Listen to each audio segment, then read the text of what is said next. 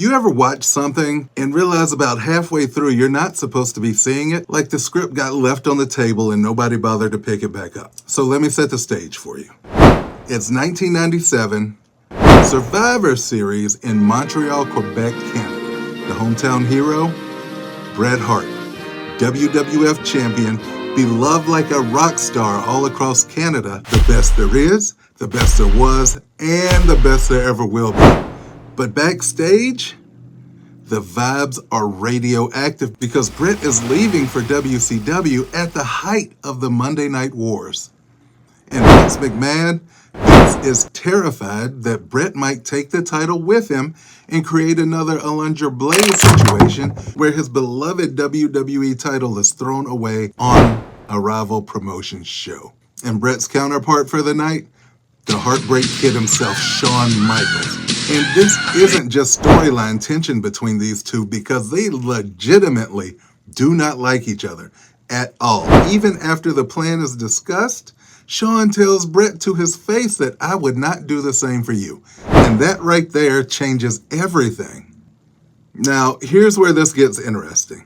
Bret is the consummate professional, and Bret is not refusing to lose. He just won't lose to Shawn Michaels in Canada in front of his people. He even offers to drop the title tomorrow. He'll drop it anywhere else, just not here, just not tonight. And Vince, he nods, he smiles, and he's like, all right, cool. That smile, however, that smile had layers because the plan wasn't this. The real plan was complete chaos. Interference, a brawl, disqualification, whatever it is, Bret leaves as champion and drops the title later. Simple, clean, respectful.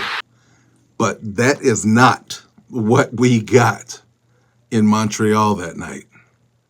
The match starts, everything feels normal. They fight into the crowd, fans are losing their minds, it's loud, it's emotional. You can feel this is bigger than a match. You can feel the intensity between these two individuals, and their hatred is coming through on the screen and making tremendous cinema, a match that no one will soon forget. But then little things start to feel off. Vince isn't in Gorilla anymore. He's headed down to ringside. WWE officials start surrounding the ring more than usual, like something's about to happen. And Bret, he notices, but it's too late. Now remember, Bret trusts the referee Earl Hebner so much, he made him promise that he wouldn't double-cross him. Hold on to that, because just then it happens. Shawn Michaels locks Bret in his own move, the Sharpshooter.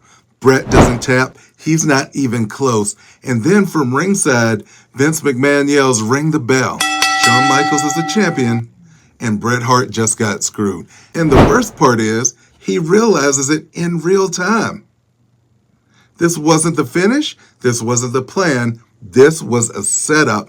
Bret Hart got screwed. A double cross, a screw job.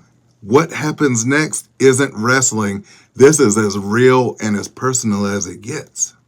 It's fallout. Bret walks over to the ropes, locks eyes with Vince, and spits directly in his face. He smashes equipment, destroys everything around him, and then turns to the crowd and spells out WCW. Meanwhile, in the ring, Shawn grabs the title and they push him out of the building. Fast, urgent, because they know what just happened. The referee, gone, already out of the arena.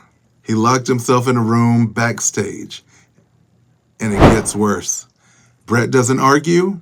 He doesn't yell, he swings. One punch drops Vince McMahon backstage, and like that, this isn't business anymore. It's personal. The locker room almost revolts. Wrestlers are furious. They're talking about walking out, quitting, because if it can happen to Bret Hart, one of the pillars of the company, it can happen to anyone. And the next night, Vince walks out, locks onto the camera, and says, Bret didn't get screwed. Bret screwed Bret.